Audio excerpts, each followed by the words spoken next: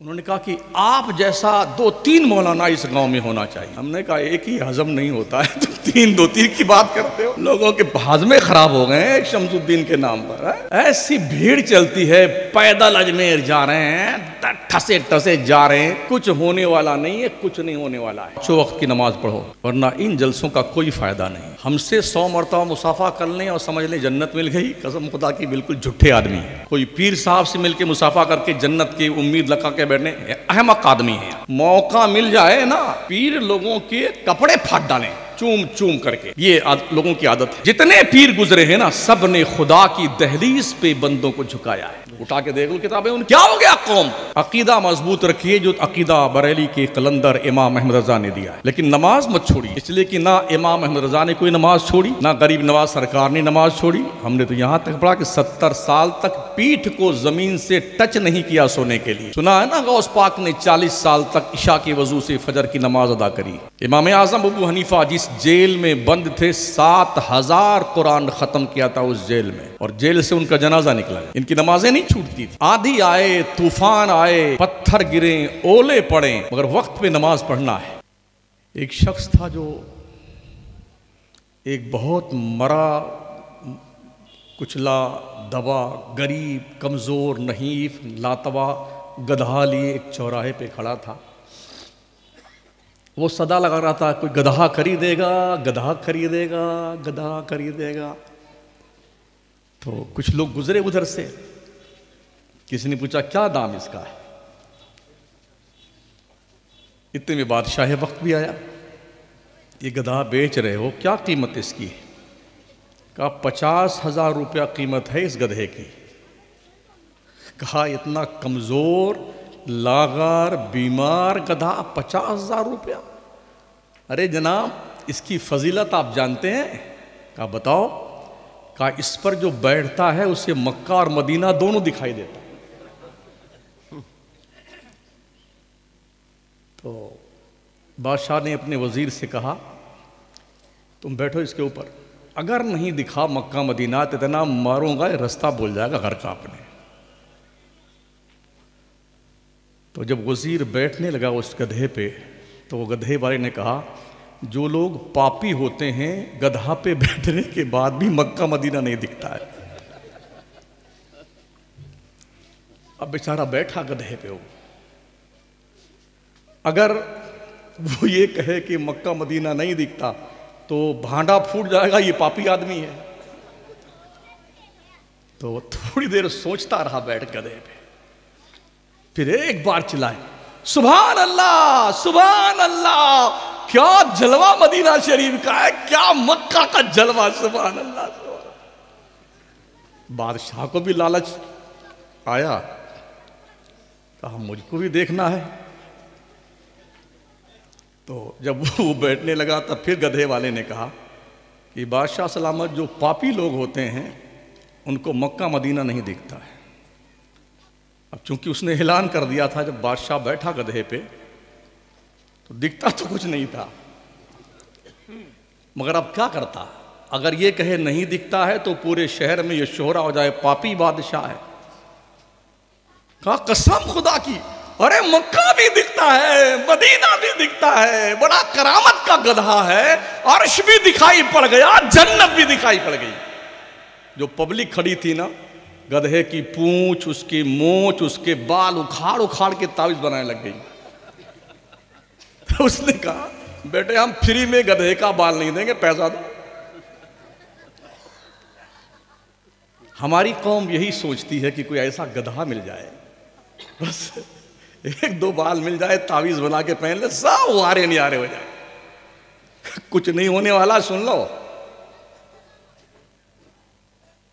समझ रहे हो। पढ़िए, इल्म सीखिए, चाहे चीन तक जाना पड़े। अमल के मैदान में कदम रखिए, चाहे वो हमारे नबी सल्लल्लाहु ताला अलैहि वसल्लम रहें या कमोबेश 1,24,000 सहाबा, या कमोबेश 1,24,000 अम्बिया व मुरसलीन, ताबईन, तबे ताबईन, अइम्मे मुज्तहिदीन, मुजद्दिदीन और औलिया कामिलीन, गौस, ख्वाजा, कुतुब, कलंदर, इमाम अहले सुन्नत, मखदूम, अशरफ, ये सब के सब एक ही काम के लिए आए थे, इंसानों को खुदा के चौखट पे झुका दिया जाए। बेशक ये तो हम करते नहीं। ऐसी भीड़ चलती है, पैदल अजमेर जा रहे हैं, ठसे ठसे जा रहे हैं, कुछ होने वाला नहीं है, कुछ नहीं होने वाला है। समझ रहे हो? अगर तुमने दीन के रास्ते पे कदम नहीं रखा तो भूल जाओ, ये खप्त दिमाग से निकाल दो कि तुम्हें कोई इज्जत मिलने वाली या तुम्हारी तकदीर का सितारा औज सुरैया पे पहुंचने वाला, कभी नहीं पहुंचेगा। परसों में कर्नाटक में था, मैंगलोर, मेरी तकरीर थी वहां पे। इंदौर से मैंगलोर गया। शाफई सुन्नियों की एक संस्था है, उनकी निगरानी में 3 लाख बच्चे पढ़ते हैं। डॉक्टर, इंजीनियर, लॉयर, मौलाना, हाफिज, कारी, ये सब बन रहे हैं। पूरा गांव मिलकर के एक अंजुमन में ढंग का तालीम का सिस्टम अब तक नहीं बना पाया। इसलिए जो चुन के जाते हैं गंवार, जाहिल, अनपढ़, बदमाश, जुआरी, जने कैसे कैसे कारनामे करते हैं, और वो जाकर के अंजुमन के मेंबर बन जाते हैं। इल्ला माशाअल्लाह। इनसे आप समझते हैं क्या आपकी कौम का विकास हो? अरे कुछ सुन रहे हो? हाँ, अभी हमारे अब्दुल अजीज साहब जो भी इलेक्शन में खड़े, क्या नाम है, हिंदुस्तान के भाई लगते शायद, अब्दुल अजीज साहब खड़े थे इलेक्शन में। वो भी उन्होंने कहा कि आप जैसा 2-3 मौलाना इस गांव में होना चाहिए। हमने कहा एक ही हजम नहीं होता है, तो 3 की बात करते हो। लोगों के हाजमे खराब हो गए हैं शमसुद्दीन के नाम पर है? लेकिन आप बिल्कुल क्लियर बात करते हैं। हमने कहा इसलिए बात करते हैं कि हमें कोई लालच नहीं आपसे, हम आपसे डरते नहीं हैं, किसी से नहीं। हम अपने रब के बंदे हैं, उसके दीन के काम में लगे हुए हैं, और रब ने वो इज्जत दी है जिसे हम सोच भी नहीं सकते थे। बेशक। मैं जब सुबह कल लौटा वहां से मैंगलोर एयरपोर्ट के लिए 8 बजे, तो 5 से 6 साल के बच्चे और बच्चियां, 5 साल की बच्ची भी नकाब पहने हुई थी, वो पढ़ के लौट रहे थे। तो मौलाना ने बताया कि हजरत 5 बजे सुबह इनकी क्लास लगती है। जब हमारे यहाँ फजर की अजान भी नहीं होती है, ये 5 बजे क्लास लगती है। 3 घंटा ये बच्चे और बच्चियां पढ़ते हैं। अब ये घर जा रहे हैं, अभी स्कूल जाएंगे। आप कितना पढ़ते हैं वो आप जाने, अपने बच्चों को कितना पढ़ाते हैं उसे आप जाने। तीतर, बटेर, मुर्गा, मछली खा खा करके मुश्तंडा बनने वालों, अपने बच्चों की फीस भर के पढ़ाया करो। बेशक। 6 महीने की फीस बाकी हजरत, सही। स्कूलों में, मदरसों में 6 महीने की फीस बाकी है। क्या समझते हैं बच्चे पढ़ेंगे आपके? अपनी तोंद शरीफ से चर्बी थोड़ा कम कीजिए। हाँ, अगर रोटी और दाल खा लेंगे मर तो नहीं जाएंगे ना। तो फिर अपनी आने वाली नस्लों को आप क्या देके जाना चाहते हैं? और जानते हो, उन शवाफे हजरात की जो कमेटी है, उनका हजरत अब इनसे 1 पैसा नहीं लेते। जो उनकी ट्रस्ट है ना, वो पैसा देते हैं बच्चों को पढ़ने के लिए। किताबें फ्री हैं, ड्रेस फ्री है, सब कुछ। हमारे यहाँ जो मोटे मालदार हो जाते हैं ना, कारून फिरौन जो बन जाते हैं, बेटे एकदम जैसे खा पी करके मगरमच्छ आकर के नदी किनारे सोता नहीं है, ऐसे बेटे सोते हैं। ये बातें भी हजम नहीं होंगी लोगों को जो मैं बोल रहा हूं। किसी दुकान से हाजमोला ले आइएगा और खा लीजिएगा उसे। हमारे बहुत सारे अहबाब खड़े हुए हैं। बड़े अदब से आपसे अर्ज करूंगा सभी लोगों से, 5 वक्त की नमाज पढ़ो, बेशक, वरना इन जलसों का कोई फायदा नहीं। हमसे 100 मरतबा मुसाफा कर लें और समझ लें जन्नत मिल गई, कसम खुदा की बिल्कुल झूठे आदमी है। कोई पीर साहब से मिलके मुसाफा करके जन्नत की उम्मीद लगा के बैठने, अहमक आदमी है। मौका मिल जाए ना तो पीर लोगों के कपड़े फाड़ डालें चूम चूम करके, ये लोगों की आदत है। जितने पीर गुजरे हैं ना, सब ने खुदा की दहलीज पे बंदों को झुकाया है। उठा के देख लो किताबें उनकी। क्या हो गया कौम को? बड़े बड़े मजार बना रहे हैं, लाखों करोड़ों रुपए। नमाज 5 वक्त की पढ़ो सुन्नी इमाम की इक्तदा में। बेशक। अरे कुछ हूं हाँ तो कर, हाँ इंशाअल्लाह बोल ना भाई। अल्लाह की रोजी 3 बार खाता है हलक शरीफ के ऊपर तक, और सिर्फ जुम्मा पढ़ने आता है।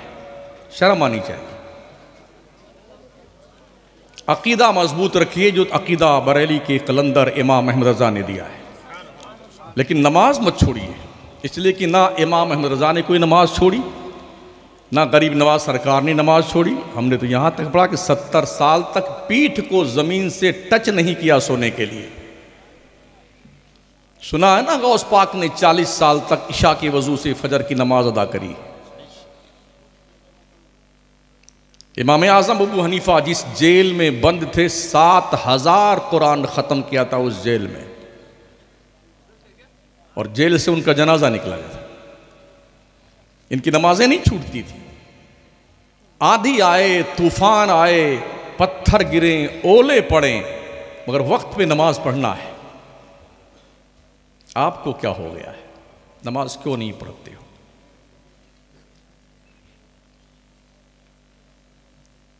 इल्म सीखो।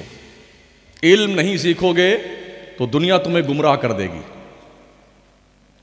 और अमल के मैदान में कदम न रखोगे तो शैतान तुम्हें हाईजैक कर लेगा। ये दोनों चीज़ें हमारे पास होनी चाहिए। इल्म भी होना चाहिए और अमल भी होना चाहिए। मुझे नहीं पता कि हमारी कौम, ये मकराना की कौम कब जागेगी कि अंजुमन इस्लाहुल मुस्लिमीन में ढंग के लोग आएंगे और बच्चों की ढंग की तालीम होगी। मुझे नहीं पता कब होगा ऐसा। छोटा सा एक कस्बा कुचामन आपसे मिला जुला है, 80,000 बच्चे पढ़ते हैं बाहर के वहां पे। एक एक आदमी एक एक कॉलेज चला रहा अकेले, और पूरा गांव मकराना का मिल करके एक अंजुमन नहीं चला पा रहा है। इसलिए अगर लोग पढ़े लिखे हैं तो उन्हें चाहिए कि अपने ज्ञान का इस्तेमाल करें, और ये बात दिमाग शरीफ के झरोखे से निकाल के बाहर कर दो। खाला वाला ममानी वाला है इसलिए इसे जिता करके मेंबर बनाओ। जो पढ़ा लिखा हो ना उसको भेजो मेंबर बनाकर। अरे पल्ले पड़ रही कुछ। जो लोग बेचारे कलम पकड़ना ही नहीं जानते हैं, आप उनको चुन करके उस स्टेज पे पहुंचाते हैं जो कौम की सबसे बड़ी स्कूल कौम की है, और कई हजार बच्चे बच्चियां उम्मते मुस्लिमा के पढ़ रहे हैं वहां पर। कितनी हैरतनाक बात है। तो इसलिए हमें बेदार होने की जरूरत है। इल्म भी हासिल कीजिए और अमल के मैदान में भी कदम रखिए। अपने बच्चों की निगरानी कीजिए। कहीं ऐसा तो नहीं कि आपका बच्चा किसी गुनहगार, बदकिरदार, शराबी, जुआरी, सट्टा खेलने वाले के चक्कर में आकर के वो भी उसी डगर पे चल निकला है। ये निगाह रखा कीजिए। एक दिन रात में जा रहा था, शायद 3:30 बजा होगा। स्टेशन से पहले गली में हमने देखा 10-12 बच्चे बैठे हुए हैं। किसी की उम्र 8 साल की होगी, किसी की 6 साल की। क्या इसके घर के बाप को, माँ को, खानदान को पता नहीं हमारे बच्चे रात में 3 बजे क्या करते हैं? ये एहसास होना चाहिए ना। या आपने बच्चे पैदा करके छोड़ दिए हैं गली कूचे में, वो आवारागर्दी करते फिर करके और जिंदगी गुजार रहे। इसलिए